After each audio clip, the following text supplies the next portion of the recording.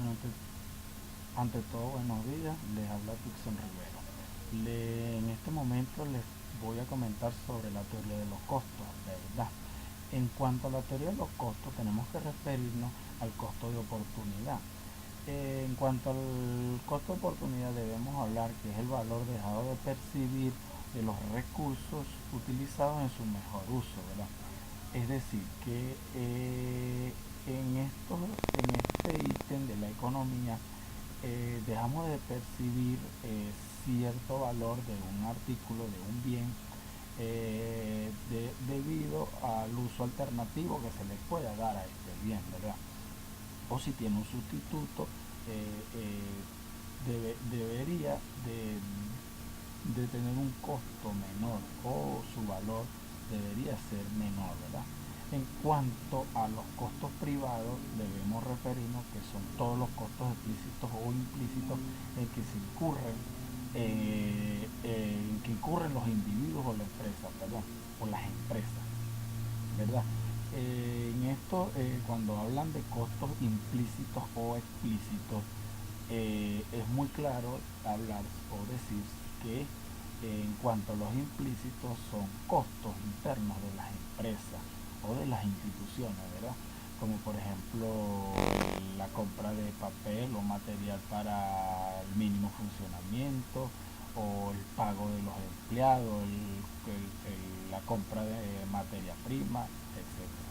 Cuando se habla de costos explícitos, es de costos que son fuera o no tienen que ver directamente con la empresa, ¿verdad? Para que esa empresa produzca determinado bien.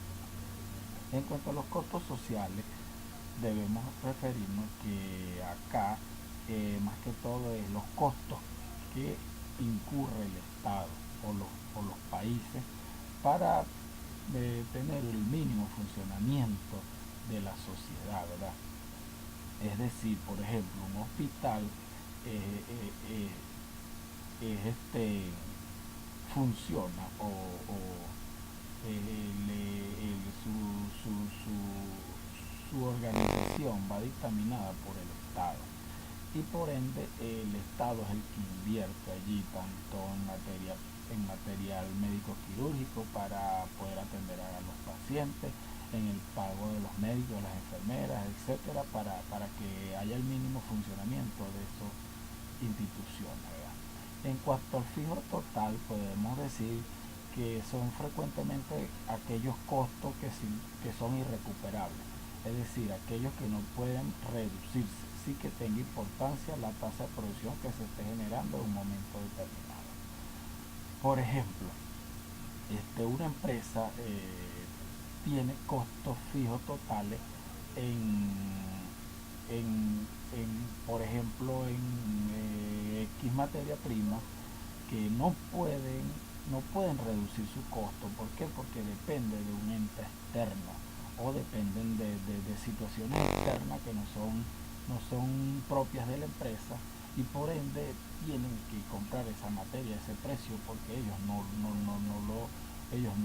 son los que manipulan esos precios.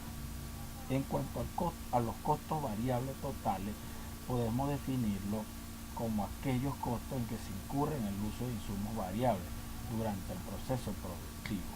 Y estos incluyen entonces la nómina de la empresa, los costos de materia prima, entre otros, ¿verdad? Los costos variables totales se llaman variables así porque, por ejemplo, la nómina de una empresa siempre va a estar cambiante, siempre va a tender al alza, igual que la materia prima, porque la materia prima, por ejemplo, son productos externos, en su mayoría, que vienen de otras empresas o vienen de otros países donde se produce, y por ende van a variar los precios porque ellos dictaminan el valor de esa materia prima, o en su defecto, en cuanto a la mano de obra, van a ser variables por lo general, porque siempre se están decretando aumentos de salario, o por convenciones colectivas, siempre los sindicatos logran mejoras sustanciales que sobrepasan como diríamos, los beneficios establecidos en la ley del trabajo. Entonces, por general, son costos variables, ¿verdad? En cuanto al costo total, lo podemos definir como la suma del costo variable total y del costo fijo total, ¿verdad? O sea, cuando llegamos al costo total de una empresa y ellos sacan sus cuentas, se dan cuenta o saben que el costo total de lo que ellos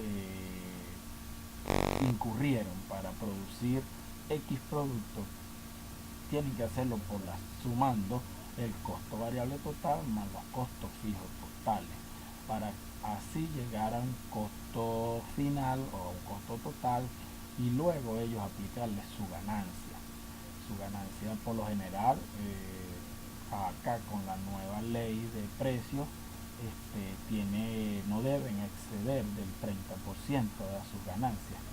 Es decir que una empresa, si gastó, por ejemplo, 1 millón de bolívares para producir X producto, como costo total, ya le aplica el 30%. Ese millón no puede exceder de 1.300.000 bolívares ese producto en el mercado nacional.